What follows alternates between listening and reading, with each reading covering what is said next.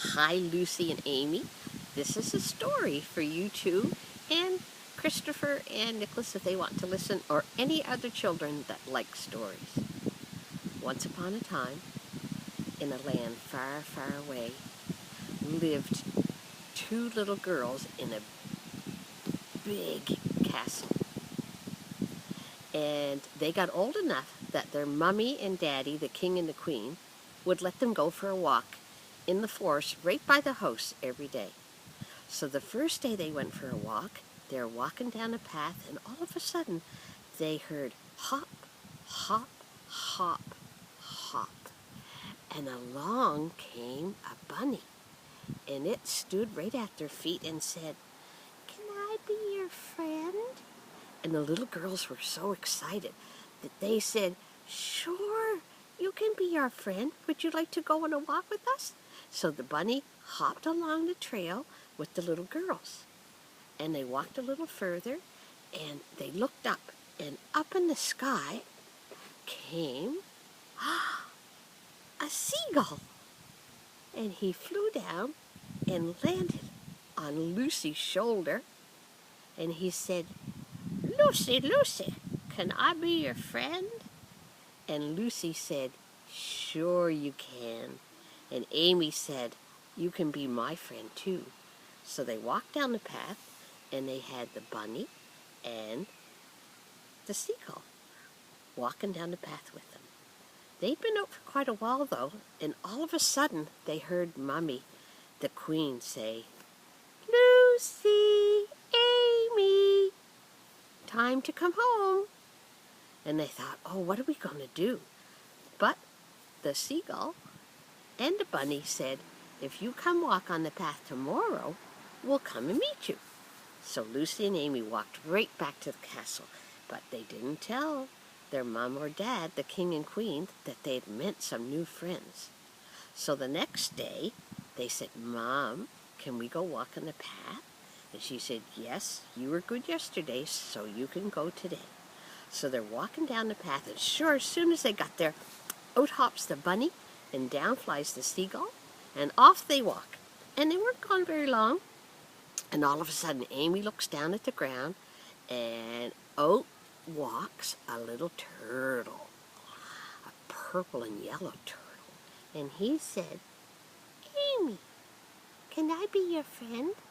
And Amy said, "Oh, absolutely you can be my friend." So now they had the turtle walking beside them, and the bunny hopping beside them, and the seagull sitting on Lucy's shoulders. And they walked a little further, and they saw something up in a tree, and it was making a funny little noise, and they thought, "I wonder what that is." And they could hear from the tree, "Hey, can I be your friend?" And crawling down the tree came this little raccoon, and he stood right in front of him on his little butt, and he said, "Can I be your friend?" And they went, "Yes, we'd love it if you were our friend." So he was walking with them, and the turtle was crawling along with them, and the bunny was hopping with them, and the seagull was sitting on Lucy's shoulder. And now they heard Dad, "Girls, it's time to come in." Oh, they knew when the king said it was time, they better hurry back. So they scurried back home. They were real excited to go out the next day. So they said, "Mom, can we go out today?" And she said, "I'm sorry, it's raining out and I don't want you girls out there." So they were very sad because they were worried about their friends. But the very next morning, the sun came out, and the girls said, "Can we go now, Nanny?" And they said, because Nanny was looking after them that day. She was the great queen. So she said, "Yes, girls, but be careful. When I call, you better come home." So they're out, and sure enough, comes the bunny, the seagull, and the turtles walking beside them, and their newest friend, the raccoon, is hopping on the ground. And they wondered, would they meet anyone today? They were walking by a little pond, and sure enough, ribbit, ribbit, ribbit, "Can I be your friend?" And it was the peekaboo frog. And Amy was so excited because she loves frogs. And the little frog was kind of shy, so he covered up his face, and then he said, "Can I be your friend?" And they went, "Yes, you can." But he said, "I can only come when you're near the pond, because I have to be near water." So the frog just went hop, hop, hop a little bit with them when they were near the pond. And they heard one last sound, and it was "Urf, urf," and they didn't know what that was. But it was a tiny little dog.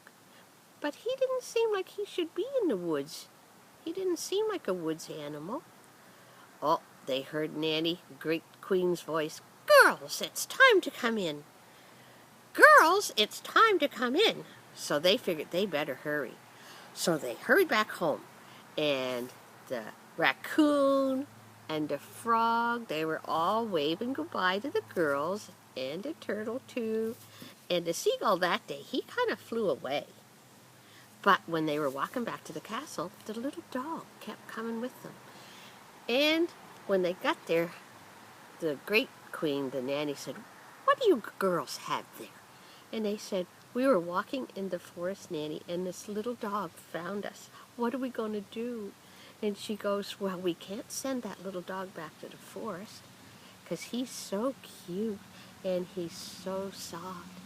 So the Nanny, Great Queen, said, "We'll tell Mom and Dad that I got you the puppy, and then they'll have to let you keep it for sure."